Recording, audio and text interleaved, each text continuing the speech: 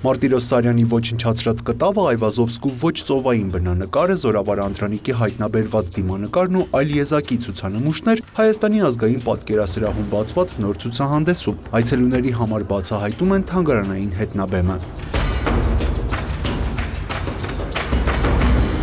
Դեռևս մի քանի տարի առաջ մենք սկսեցինք բացահայտել մեր այդ ետնաբեմը եւ մի քանի նախագիծ այդ ուղղությամբ իրագործեցինք։ Եվ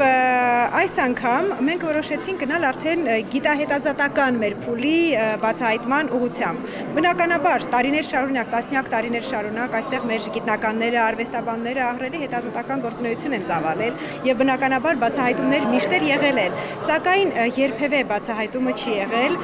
ցուցադրության հիմնական առարկան, հիմնական նյութը։ Գիտական բացահայտումները հանրությանը ներկայացնելու գաղափարն առաջացավ, երբ Մարտիրոս Սարյանի «Կեղտկուհիները դաշտում» կտավը վերականգնելիս դրա շերտերում հայտնաբերվեց նոր կտավ, որի վրա նկարիչը մեկ այլ նատյուրմորտ էր պատկերել։ Հնարավոր եղավ սոսինձը հեռացնել եւ երանգավորների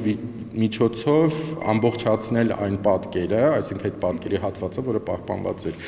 Գիտենք, որ 1910 թվականին ստեղծված մի շարք աշխատանքներ Սարյանը